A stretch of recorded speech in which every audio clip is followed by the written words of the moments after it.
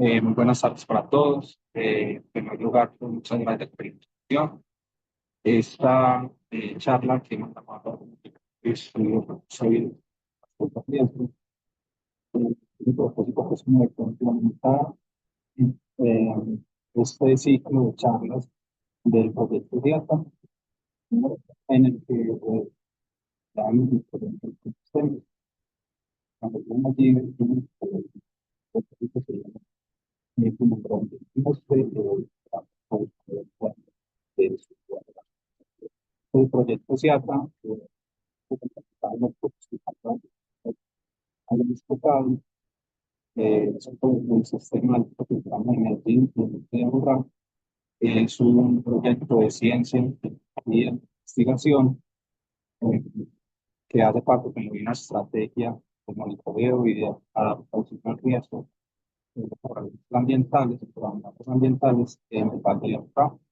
Es decir, que la operación de los municipios y es una estrategia de la autoridad ambiental de la región, o del área. Para darles un contexto general de la región, sobre todo el proyecto, somos un valle que hay una gente que no podría mencionar que más bien como un valle, pues, la verdad, muy estrecho.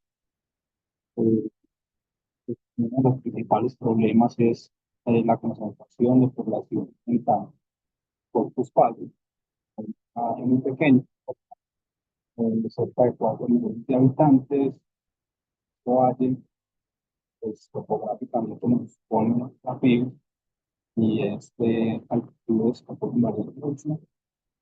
Para nuestro caso hablamos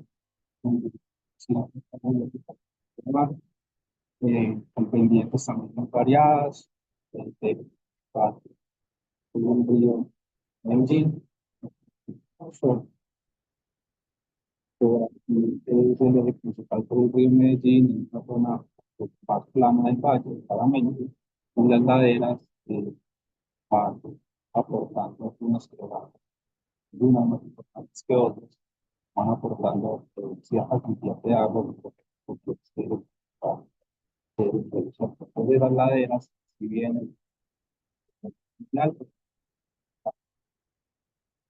una ciudad de alta pendiente,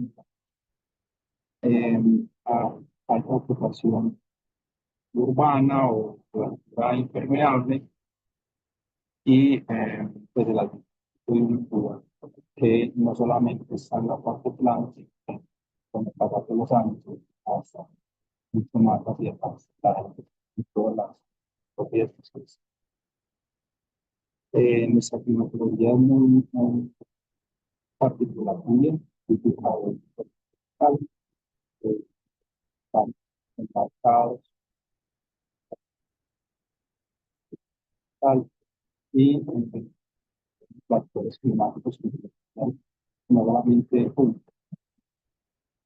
y a nuestra zona de la tropical, por la cepa así, ya hay una perspectiva por explicar mejor, que es como la coyuntura, la del año, pues, la única, el único factor que tiene que ver con esta cuestión. Aparte está la del censo, apareciendo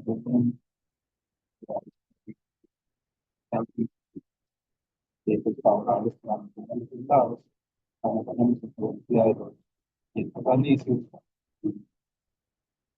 toda esa mezcla de procesos, pero que participan en la disciplina para adaptar a la ahora.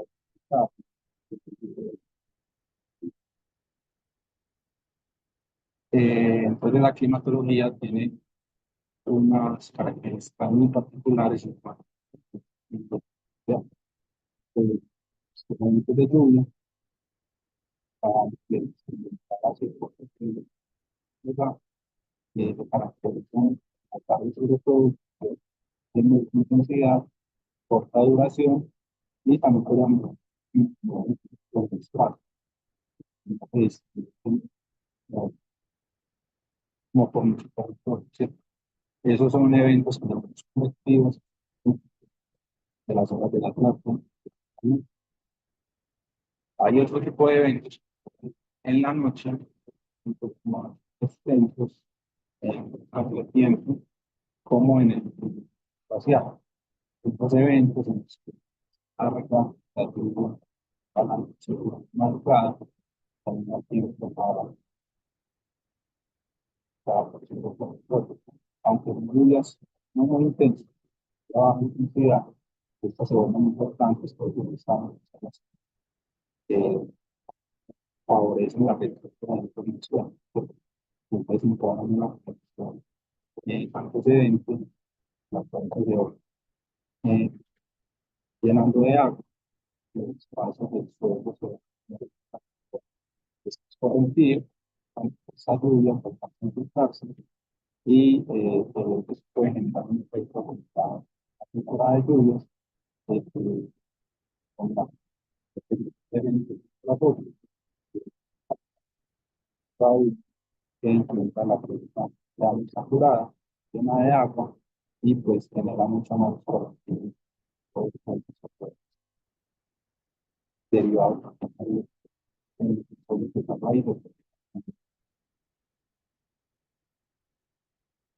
ya hablamos de la metodología, entonces,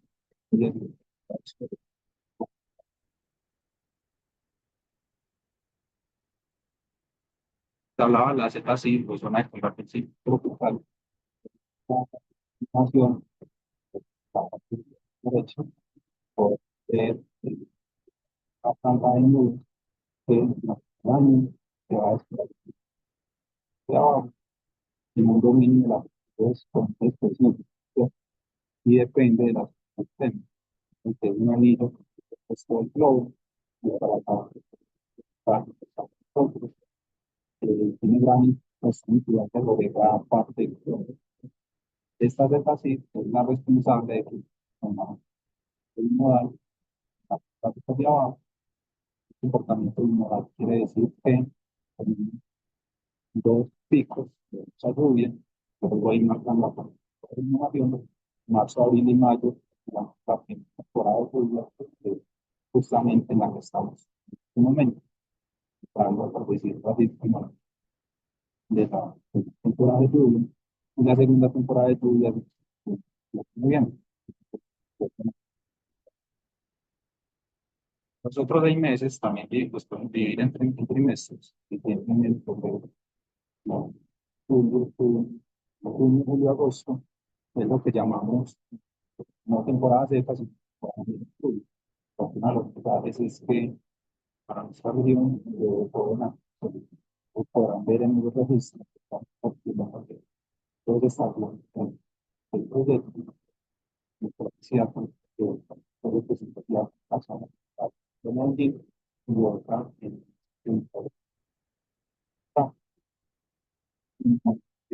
siempre ha contado en ese proyecto. Para eso, hay muchos sitios. Llueve, ángulo con llueve digamos que muy diferente dependiendo del municipio. Al sur, evidentemente, llueve más, pero los que conocen la región, en realidad uno que va que es más al norte, llueve poco, pero está, pues,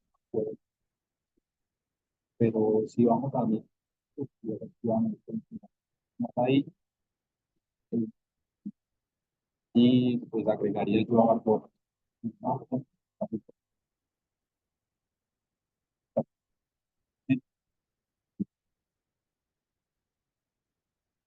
Ellos, por ejemplo, el parte de Medellín, pues,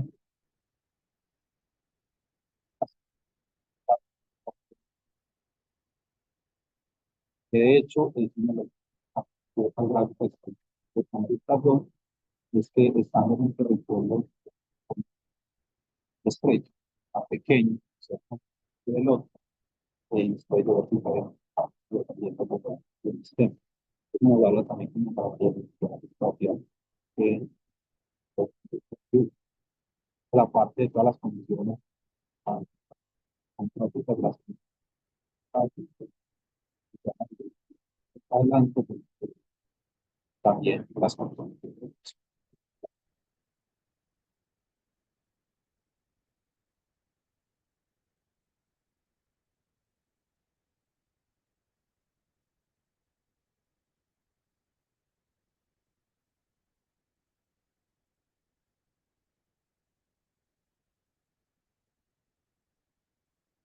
Es la misma persona que acaba de decir, y alguien más que no.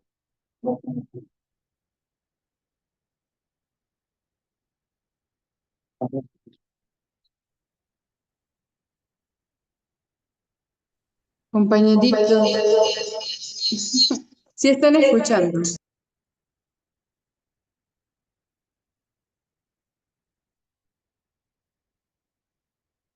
Antes que quede grabado, y se queda grabado.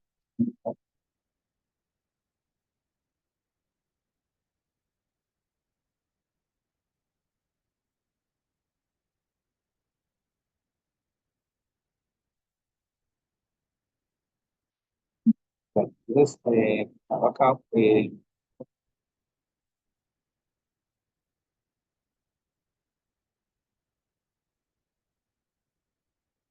para ir hablando un poco de esto, sobre lluvias, en la región, un maestro, jugado mucho que es un talento, en unos lugares más elevados, la Burra, con este radar que lleva ya cerca de 13, 14 años,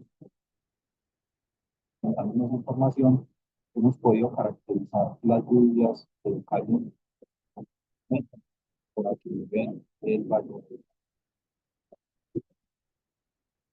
y el resto, porque tienen la oportunidad de. ¿Por qué? Porque por esa mujer, como llegan estas lluvias ya los mencionaba,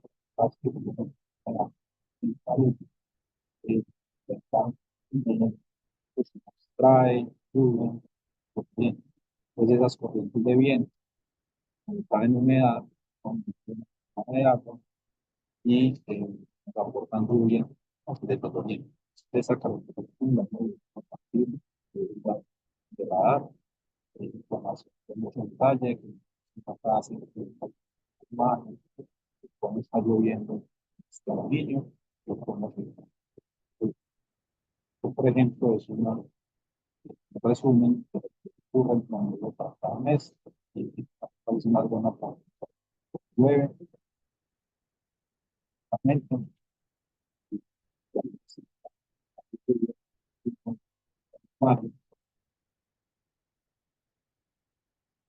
también nos han enseñado que la región llueve en la tarde, durante la madrugada.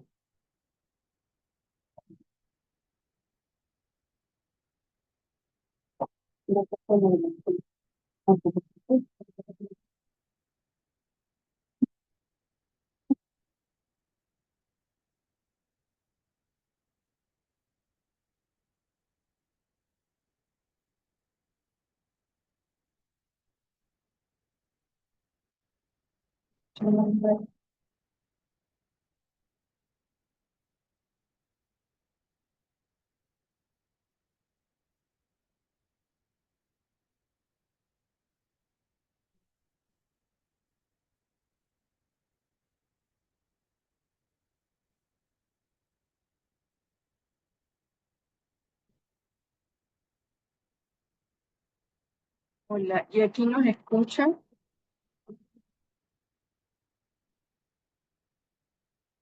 Hola, ¿nos escuchan? Probando, pero aquí nos escuchan.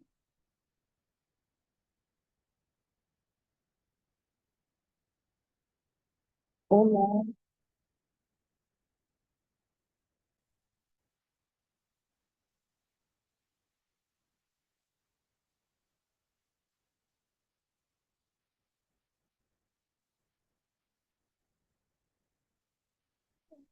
Pues nuevamente, Aquí nos están explicando, sale por el celular, no sale la voz de nosotros.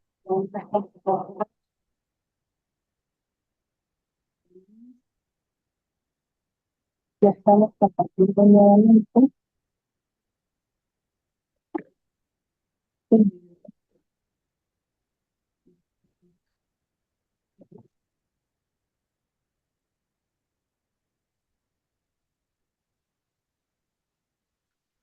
Hola, ¿están viendo la presentación? Ahí no.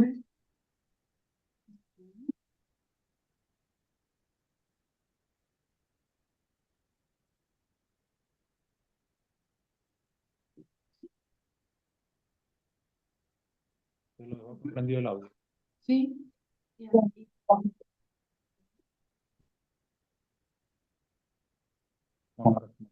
compañera. Ujú.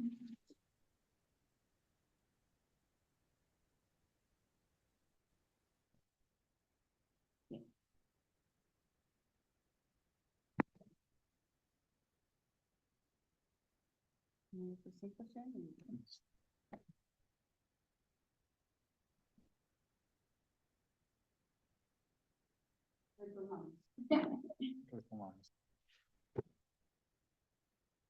Entonces estábamos en que esta información nos ha permitido identificar que las lluvias nos ocurren en horas de la tarde o en la noche y madrugada. Ya les contaba que tienen comportamientos diferentes, sobre todo en su intensidad.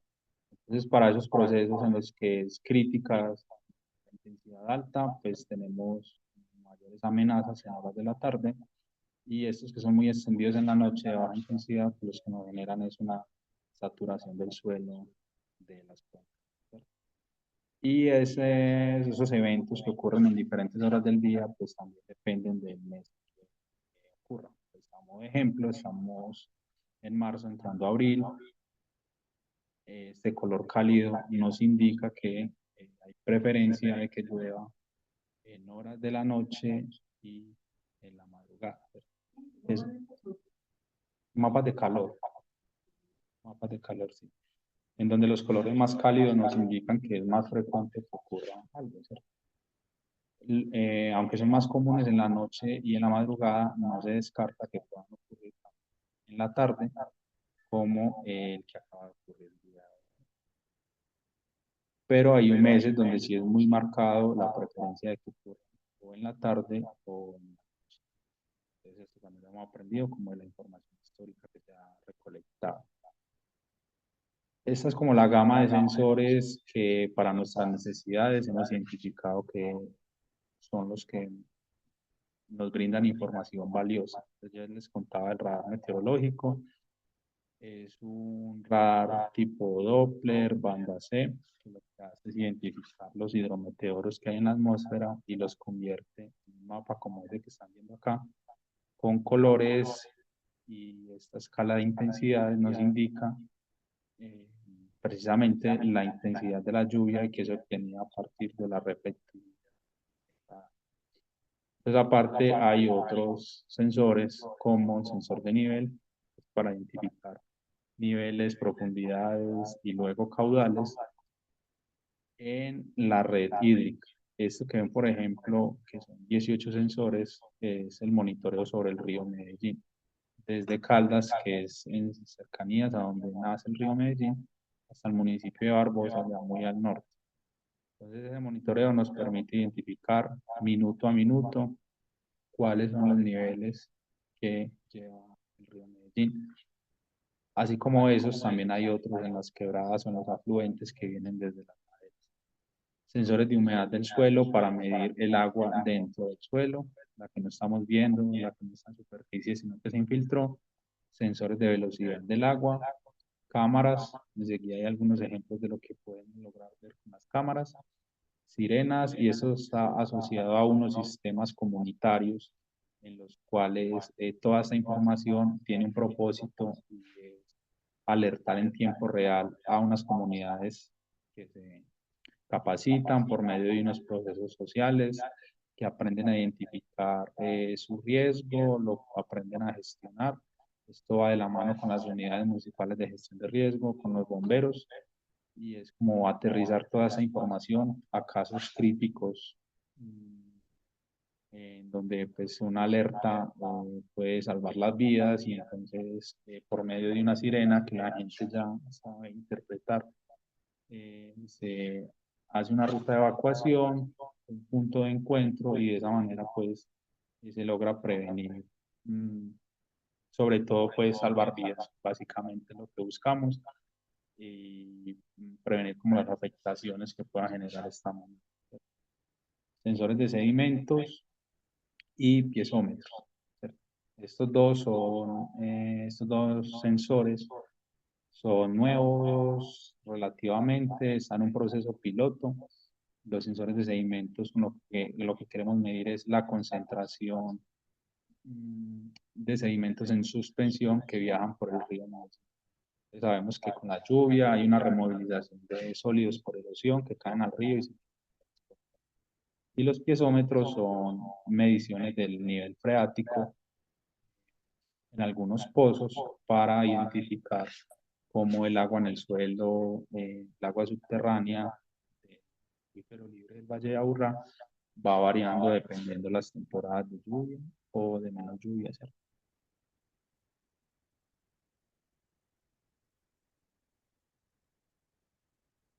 El proceso que nosotros monitoreamos con esos sensores que veían atrás, entonces es desde la lluvia, ¿cierto? Entonces tenemos un dominio espacial que es la cuenca, monitoreamos desde la lluvia con radar y también con pluviómetros cuánta cantidad de agua está cayendo a las laderas, cómo se va dando ese movimiento de agua por las laderas y cómo se manifiesta en el nivel, ¿cierto? Eso es un ejemplo de un evento real, por ejemplo, en la quebrada Doña María, que tiene parte del municipio de Medellín y el municipio de Itagüí. Entonces, como la evolución temporal de cuánto llueve, cómo es la respuesta del nivel y del caudal, y el radar nos permite saber espacialmente cómo fue esa lluvia, en qué partes de la cuenca se concentró, si fue en la parte alta, en la parte media, en la parte baja.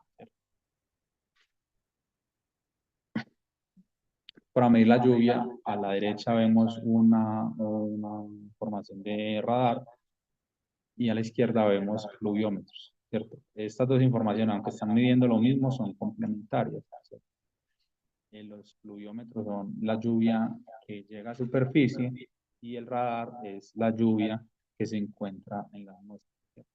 Entonces, el viaje de la gota desde la atmósfera hasta la superficie no lo podemos monitorear directamente, pero por medio del radar y con los datos de registro en tierra podemos relacionar cómo en la atmósfera está aportando pues esa precipitación a la superficie.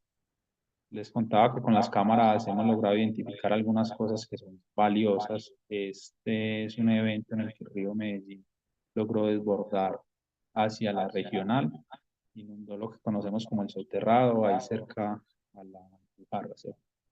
Podríamos decir que en este tramo del río es el evento más importante que hemos registrado desde que está el proyecto SIATA, alcanzando el río cerca de 3,5 metros.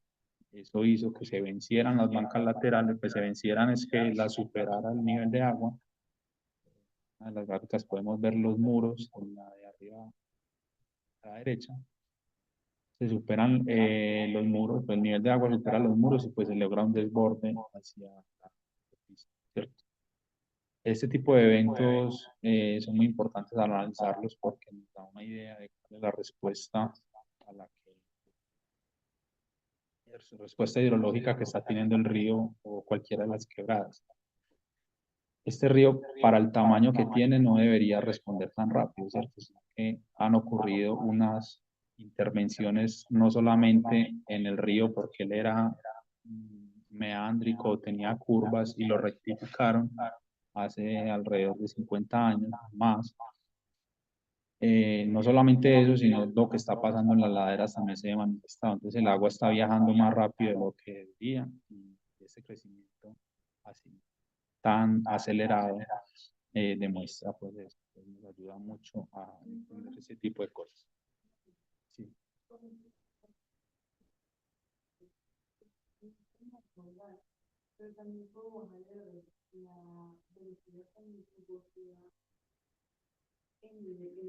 Sí, sí, desde que el río tuvo esa rectificación hasta el día de hoy se han tenido que hacer unas intervenciones en los puntos críticos.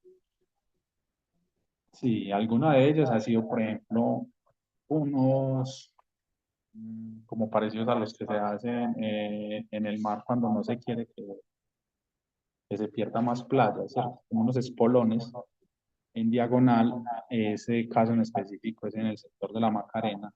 El río hace una curva y entonces se hacen esos espolones para disminuirle la velocidad y que esa curva la coja de una manera más, sí, que se encauce el río de una manera más natural, menos traumática y que no se generen como socavaciones laterales.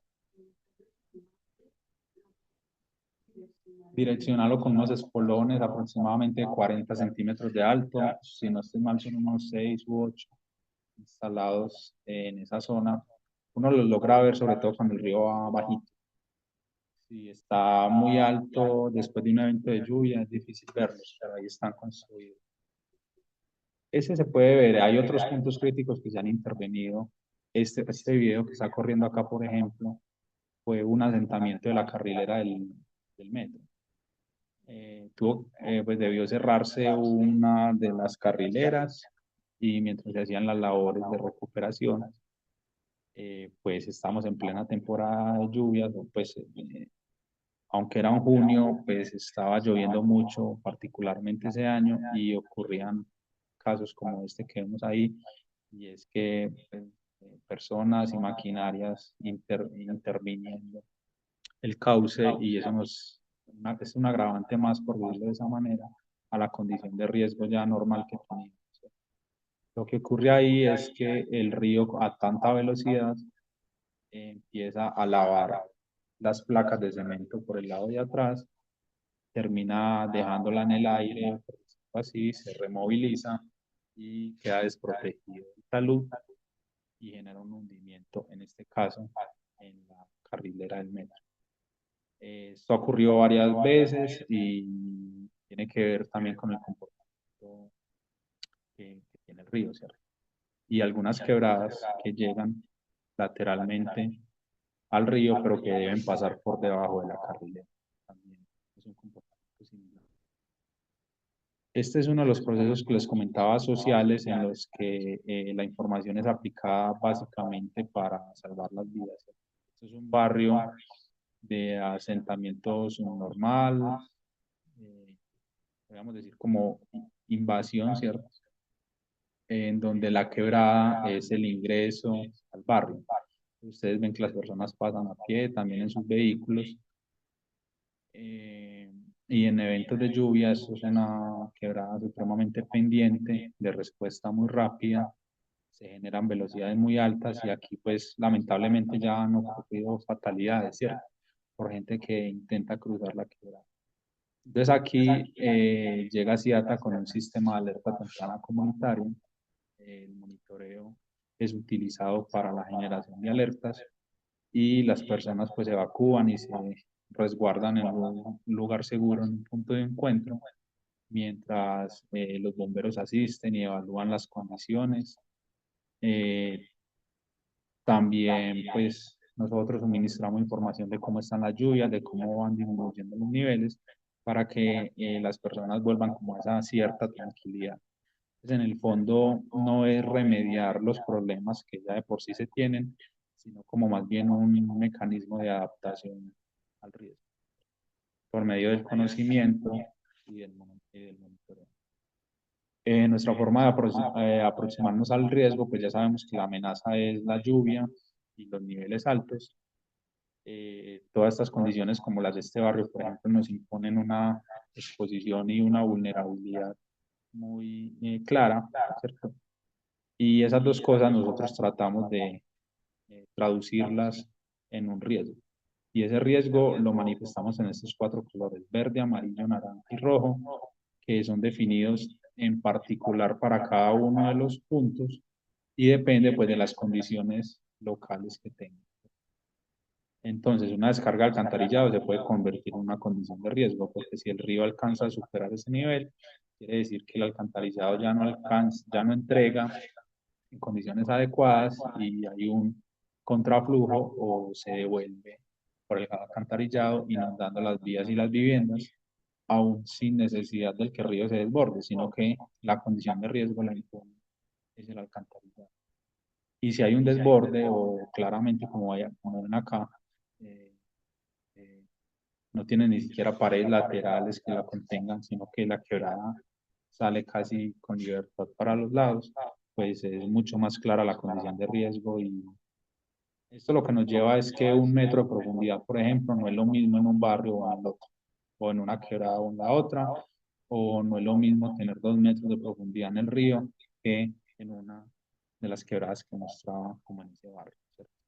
Entonces, es traducir esa información, que es una longitud simplemente en metros, a una categoría de riesgo que nosotros la definimos para cada punto en particular, por medio del conocimiento de la zona, mucha interacción con la comunidad, también de modelaciones hidrológicas e hidráulicas, ¿cierto? Nos apoyamos también de mediciones que nosotros mismos hacemos de caudal, también de utilización de sobrevuelos de drones para caracterizar coberturas, para identificar estructuras hidráulicas principales que nos puedan incurrir en un riesgo y para identificar rugosidades, por ejemplo, lo que mencionabas ahorita, eh, a qué rugosidades está expuesta el flujo cuando está transitando por estas quebradas que tenemos monitoreadas. Y otro producto que sacamos de los drones es topografía de detalle de esa escala centimétrica, que podemos tener el detalle de el cauce de la batimetría, de sus cercanías, y eso nos facilita mucho la aplicación de modelos más acordes a las necesidades. Hacemos también modelaciones de escenarios que no han ocurrido, ¿cierto? Esto es un caso muy particular y es una migración que tiene el río Medellín en el norte del Valle de Aburrá, que la erosión lateral hace que el río esté ahora más cerca de las viviendas que hace 40 años, por ejemplo. Aquí con el cursor, a señalar, este era el trayecto anterior del río Medellín y esta curva la abandonó, ¿cierto? Digamos que por las velocidades el río ya cortó y abandonó este meandro. Eso hace que cambien las dinámicas de erosión, ya empezó a erosionar sobre la ladera, sobre la margen izquierda, y está ocurriendo lo que se ve en esta foto, y es que el río está cada vez más cerca de las personas. Las personas más antiguas del barrio mencionan que antes el río lo veían a 40 metros, que está por acá, y con el pasar de los años ha estado aún más cerquita. Ahí podemos hacer algo como lo que vemos en esta de abajo a la izquierda, y es simular un caudal que hasta el día de hoy no ha ocurrido. Nosotros podemos suponer que vimos un caudal muy exagerado, podemos poner cualquiera, y lo establecemos en el terreno a ver cuál sería la condición de riesgo que en este caso. Entonces es como una forma de anticiparse a ciertos escenarios por medio de la modelación hidráulica. Y que, como les decía, se apoya mucho en la topografía de detalle que podamos obtener desde el equipo de teledetección con drones, que es otro de los componentes del proyecto social. Entonces, en un evento real lo que ocurre es esto. En la izquierda estamos viendo cómo llueve, en la derecha cómo se va comportando el riesgo de las quebradas y del río, y se van teniendo unas interacciones con las comunidades, con los bomberos, con los gestores de riesgo, y eso desencadena en que se tengan que sonar algunas alarmas, ¿cierto? Debido a el evento que está ocurriendo. Entonces, en tiempo real, cada minuto, nosotros recibimos esta información de los sensores y vamos gestionando con ellos las alarmas.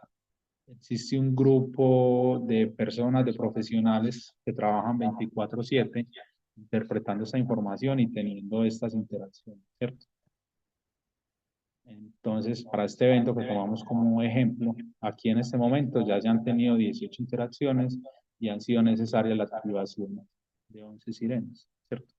Vemos que eso no es el caso típico, obviamente escogemos un evento de los peores para poder ejemplificar bien lo que se hace, pero en un evento normalmente se pueden sonar solamente una sirena, dos, máximo tres, pero hay eventos como estos, mucho más masivos en los que son como los que quedan para aprender, ¿cierto? Los que nosotros dejamos ahí guardados porque nos enseñan.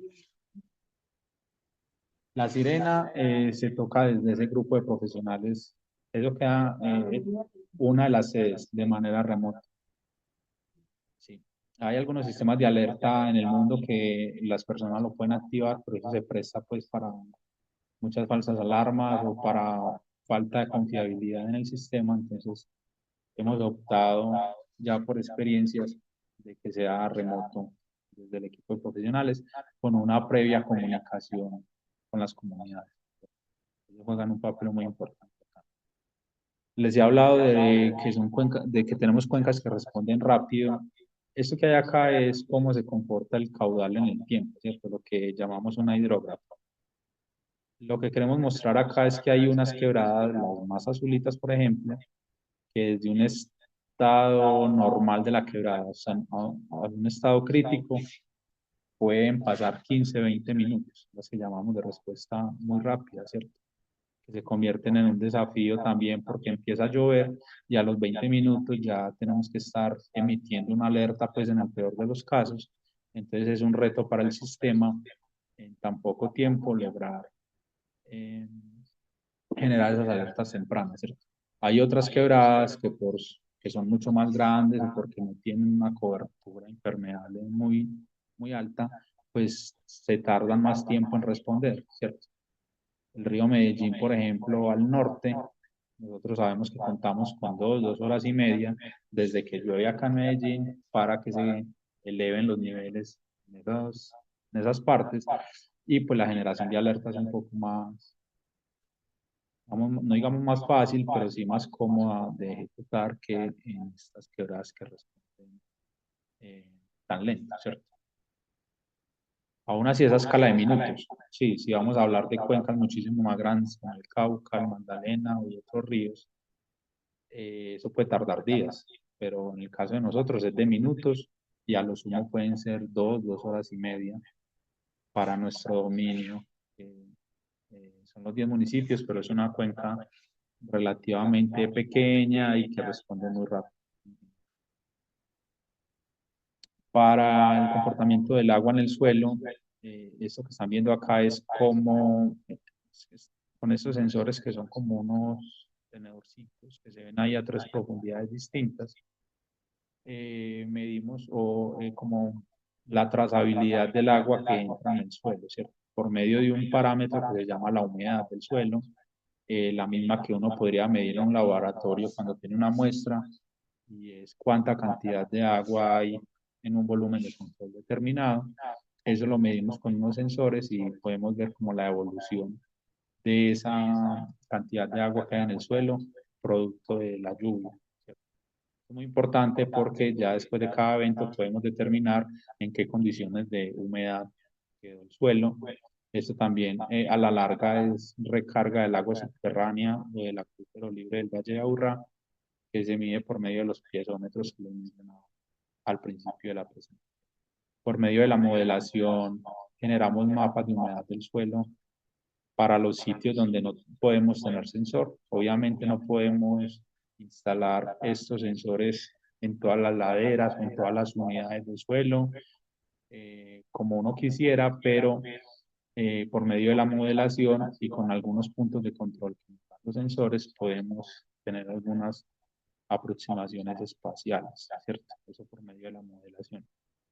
La información histórica de estos sensores nos ha servido, por ejemplo, para identificar umbrales de cómo se va humedeciendo el suelo y a partir de qué momento los eventos son más severos que, que los otros, ¿cierto?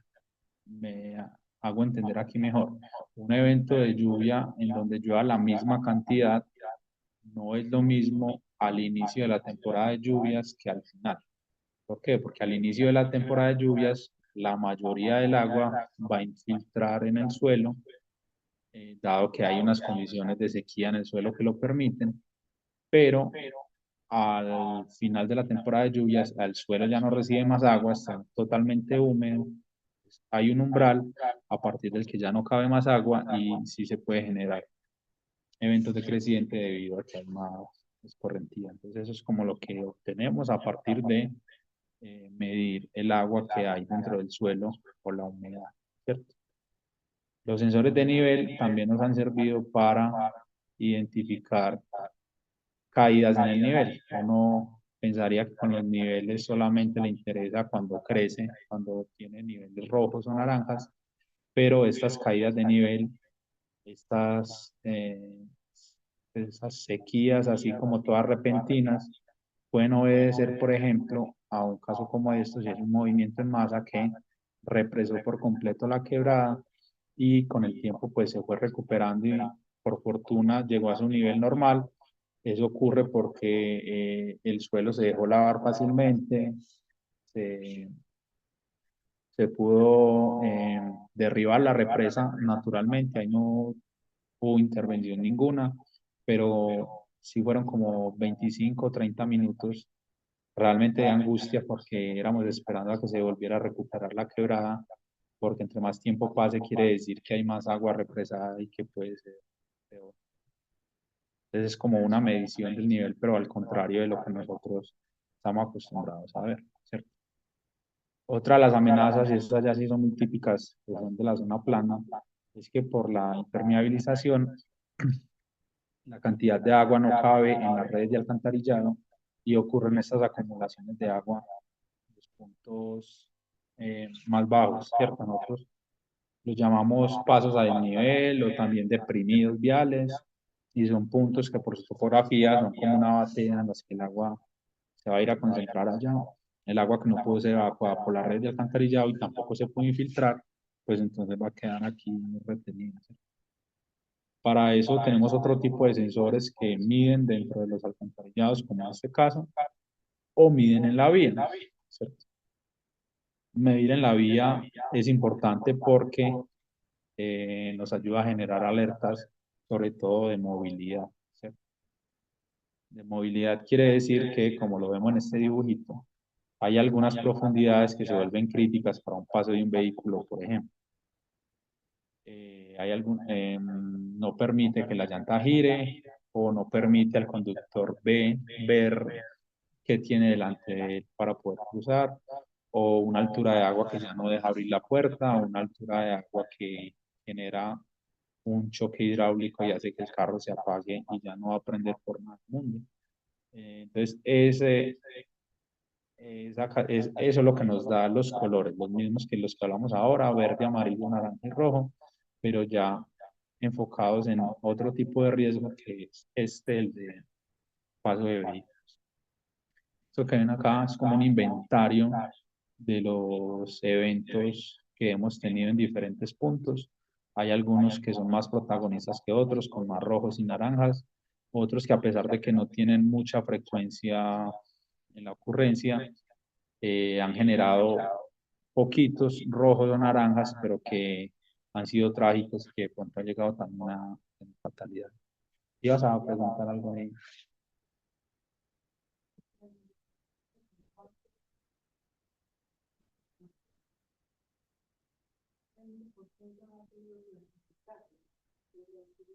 Ah, ok, sí. Ujú. Mientras tengamos esa lectura del sensor, nos queda muy fácil clasificarlo porque sabemos exactamente cuál es la profundidad.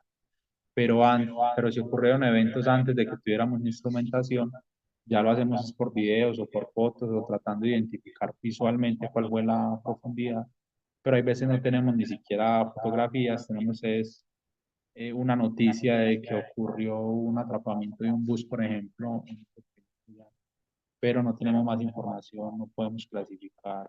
eh, pero en la medida que tengamos sensores, pues, esta clasificación puede mejorar.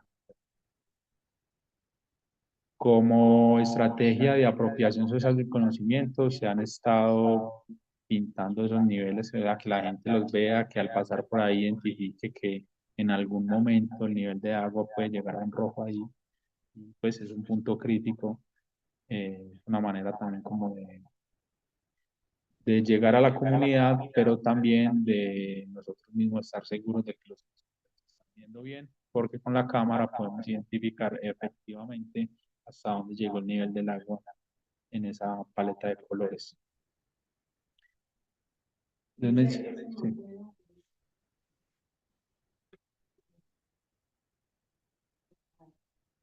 Obras civiles que se hacen para encontrar y tienen población.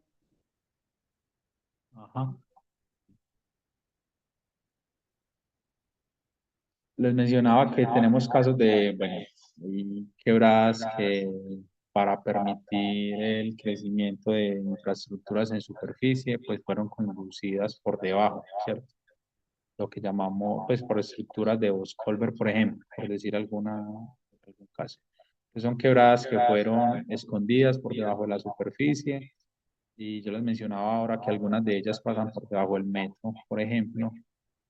Adelántico tenemos un caso para ese. ¿Qué ocurre en estas estructuras? Que con el tiempo se van colmatando, se van llenando de sedimentos y se vuelven insuficientes para la cantidad de agua. El agua se empieza a acumular, se empieza a retener y ocurren desbordamientos hacia las vías, ¿cierto? Entonces, este es un caso típico de esos en los que uno menciona que el alcantarillado se vuelve insuficiente para la cantidad de agua y de escorrentía, ¿cierto? Este es otro caso también de los mismos. Aquí lo que estamos viendo, empiezo por este de la derecha superior, es un sobrevuelo que se hizo por dentro de la quebrada, en donde las presiones a las que está sometida ese Boscolver hicieron que el fondo, ustedes ven ahí que prácticamente ya no hay fondo, la placa de concreto que hacía las veces de fondo se desprendió debido a la presión con la que el agua entra a esta estructura. Si lo vemos por fuera sería esta fotico aquí de la marcada con eh, la quebrada debería entrar por ese dos colver, ¿cierto? Entonces aquí vemos tres momentos en las figuras C, D y E. En condiciones normales la quebrada se ve como a la izquierda, pero cuando se empieza a acumular el agua, empieza a generarse como esta piscina, esta acumulación. En el caso más crítico puede verse como está acá en el D. Eso lo que genera es una presión excesiva sobre esta estructura. Este dibujito, pues como para no enredarnos mucho, es como las presiones hidráulicas que se generan sobre el fondo. Entre más crezca esa piscina en nivel, más presiones van a ejercerse sobre el fondo de esa estructura. Eso termina comportándose, eso se llama un vertedero invertido y funciona como si fuese un sanitario, ¿cierto? En el video uno puede identificar cuando esto se empieza a vaciar, un remolino que no es más que la evidencia de las presiones a las que va el agua por esta estructura, generando, por ejemplo, el desprendimiento de esta placa inferior. En este caso es uno de los que está relacionado con el metro. La carrilera del metro está por acá. Lo que sucede es que, bueno, se desprende el fondo y se empiezan a lavar los finos alrededor de la estructura. Eso empieza a ser un trabajo progresivo con el pasar de los eventos y se termina manifestando con una oquedad en superficie debido a todo el lavado de finos que hay debajo.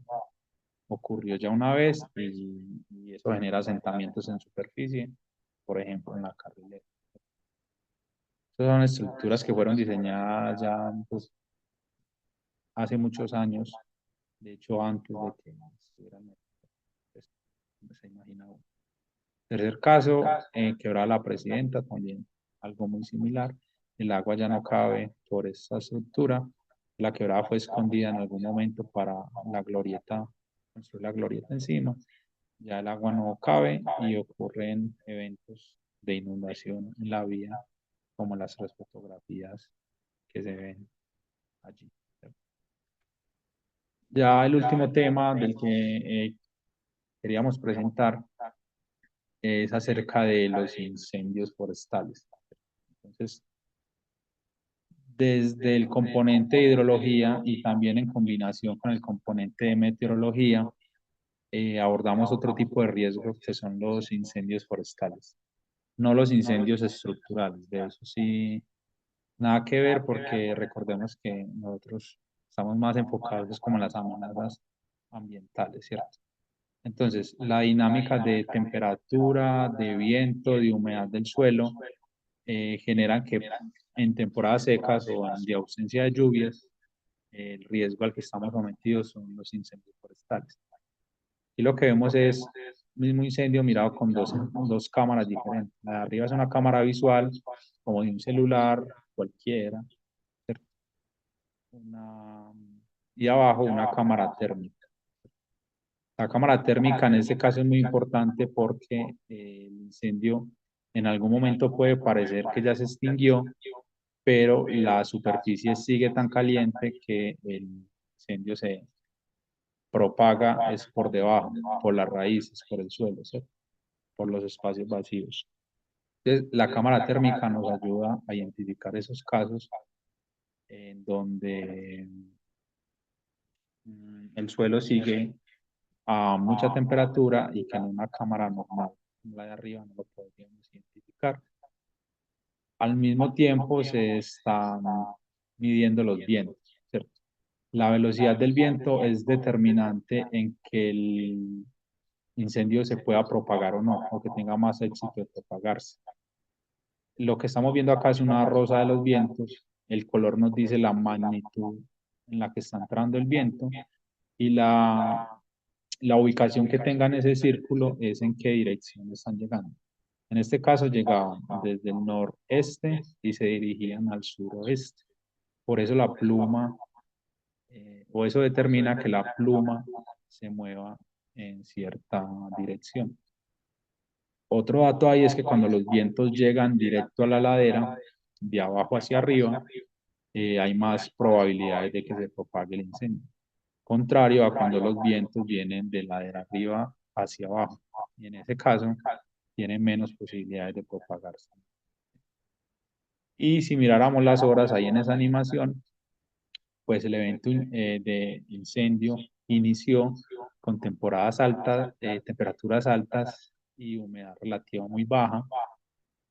Y con el pasar de la tarde, ya entrando casi a la noche, pues disminuye la velocidad, aumenta la humedad relativa, posiblemente asociada a un evento de lluvia que haya ocurrido por ahí, afortunadamente.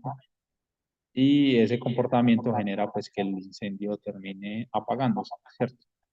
Algunas veces se apaga solo, otras veces necesita intervención de los bomberos, ¿cierto? Y sí, como que la magnitud del evento sí depende mucho de las condiciones, sobre todo del día.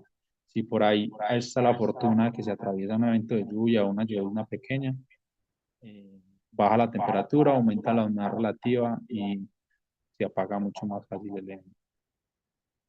Hacemos un inventario también de los eventos de incendio. Lo que ven acá es los meses en que más ocurren incendios: agosto, enero, febrero. Podríamos decir que en promedio son esos. Los años en los que más incendio hemos tenido: 2019, 2020, ahí seguido por el 2023. Bueno, este mapa que ven acá, o esta matriz, son como unas rachas, ¿cierto? Nosotros también le ponemos color de riesgo al incendio cuando se acumulan cierta cantidad de rojos continuos.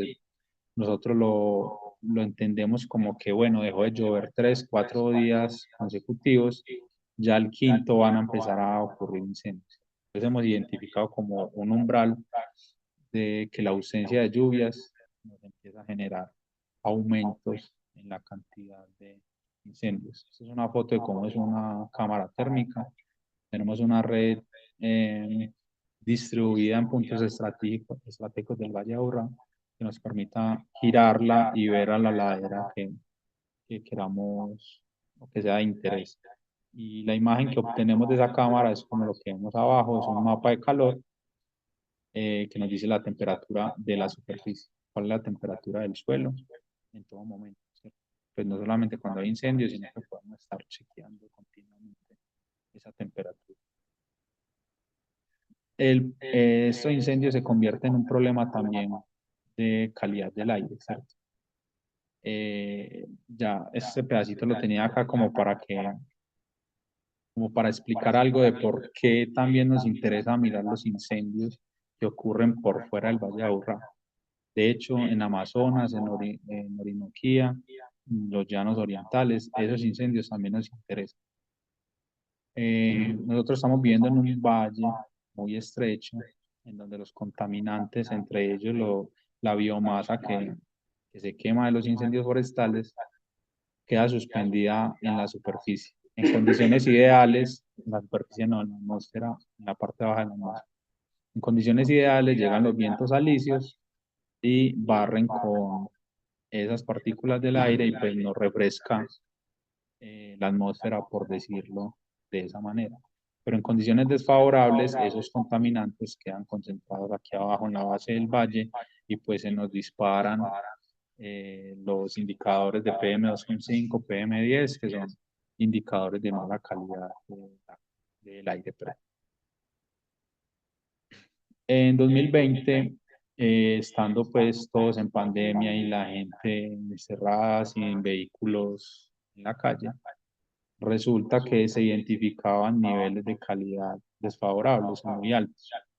Cuando se fue a evaluar qué podría ser lo que estaba pasando, pues había una quema muy fuerte en estas regiones que les mencionaba ahorita, sobre todo en la Amazonía de Brasil y Bolivia, y empezamos a relacionar de que la biomasa que se quema en esas zonas puede llegar por medio de los mismos vientos que nos traen humedad. Es decir, esos vientos son una condición natural pues de la región, son unos vientos que se mueven de oriente a occidente, que pueden traer humedad cuando hay humedad en la atmósfera, pero cuando lo que hay en la atmósfera es biomasa quemada, eso también puede venirse en esas mismas corrientes de viento. Nos estaban llegando a Colombia, no solo en Medellín se identificaron, en Bogotá, en Bucaramanga también, y eso hacía que se dispararan los niveles de calidad del aire, aun cuando no había nadie en la calle, ¿cierto? Hemos estado pues en pandemia encerrado. Entonces se abrió como esa línea de investigación también en el proyecto, que son las retrotrayectorias, y hay estimaciones de si hay un incendio en X lugar de los llanos orientales, en cuántos días esa biomasa podría llegar al Valle de Aburrá. Entonces eso es lo que tenemos como preparado para la charla de hoy. Muchas gracias por la invitación.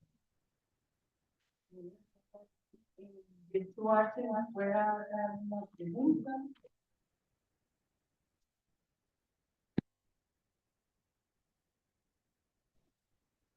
Hola, ¿hay alguien que desea hacer alguna pregunta?